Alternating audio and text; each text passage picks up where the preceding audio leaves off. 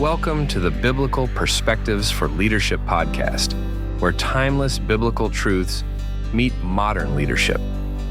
We are thrilled to have you join us on this journey of exploring how biblical principles can guide us in leading with wisdom, integrity, and purpose.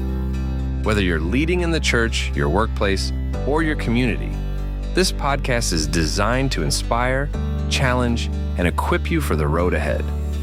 Let's dive into today's conversation and discover how Scripture shapes the way we lead. Welcome back to Biblical Perspectives for Leadership. Today, we're really digging deep into a story that's just foundational for understanding divine calling, leadership, the whole package.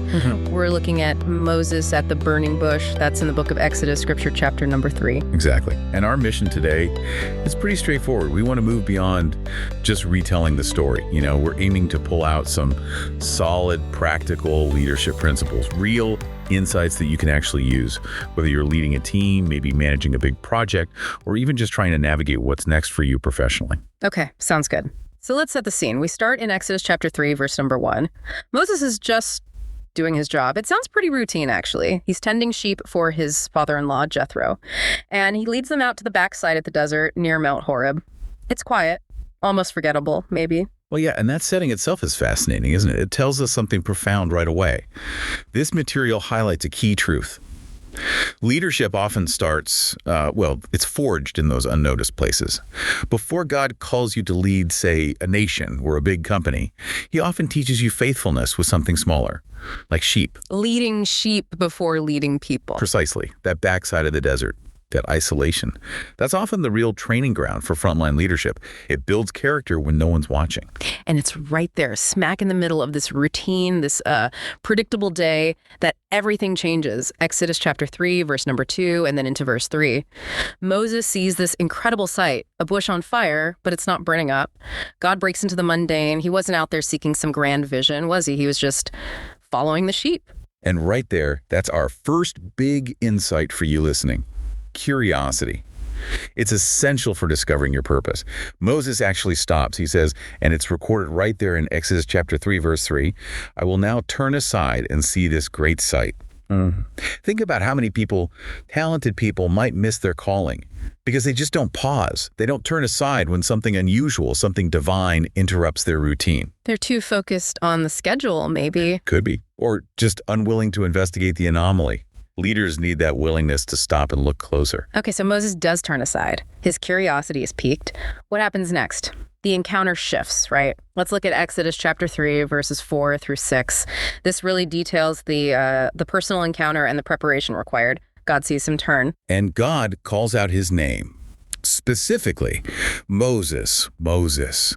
It's not a generic announcement. It's intensely personal. And that tells us something vital about leadership, I think. It starts with answering when heaven calls your name. It's not about getting a title first or waiting for the perfect position. It's about that personal response to a divine call. That's the root of real authority. And right after calling his name, there's this immediate instruction, a command, really. Exodus chapter 3, verse 5. Take off your shoes. For the place where you stand is holy ground. That's a physical act, taking off shoes. What's the leadership principle there? What's the takeaway for us today? Oh, it's powerful. It speaks volumes about reverence coming before revelation. Taking off your shoes. It signifies stepping out of your comfort zone, maybe your old identity, your own path. Stepping out of self-sufficiency. So shedding the familiar. Exactly. He's on holy ground, not because the sand itself is magical, but because God's presence is there. For any leader facing a new, significant assignment today, it means approaching it with humility, acknowledging you don't have it all figured out. It means stepping away from maybe the ego or the self-reliance that got you through previous roles. Reverence first. That makes a lot of sense. And then God introduces himself in verse 6, not just as God, but as the God of his ancestors, Abraham, Isaac, Jacob. Yeah, that connection is crucial too.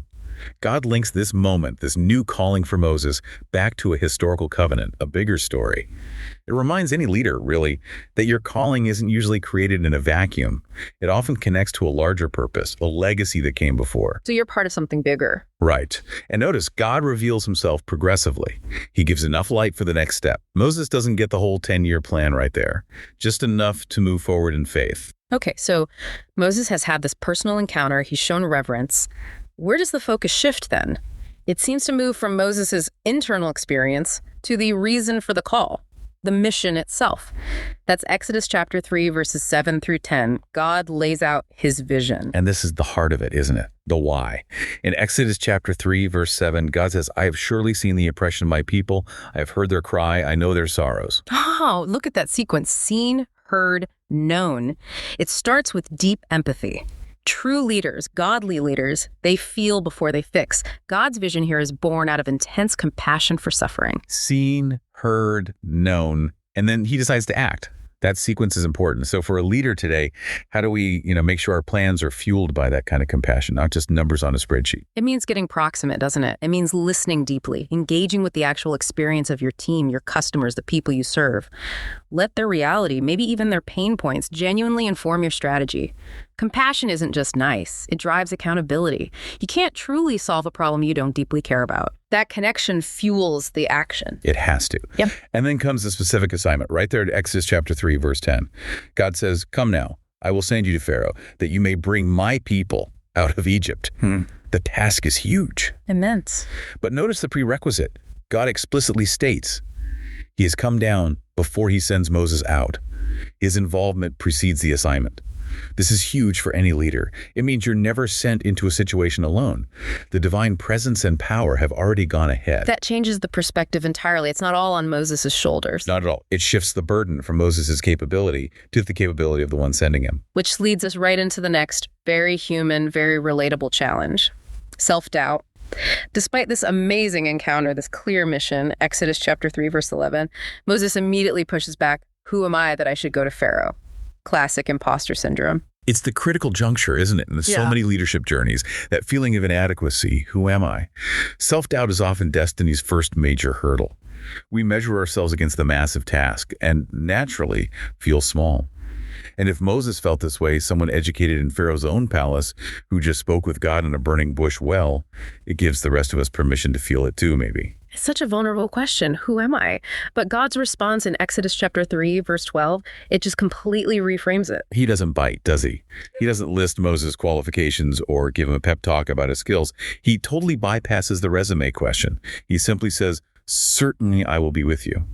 That's the answer. Not who you are, but who is with you. Exactly. And the practical takeaway for everyone listening is right there. Your confidence isn't rooted in your CV, your past wins, or your perceived strengths. It's rooted in his reassurance. Faith really ignites where self-sufficiency ends. God doesn't necessarily call the qualified. He qualifies the called.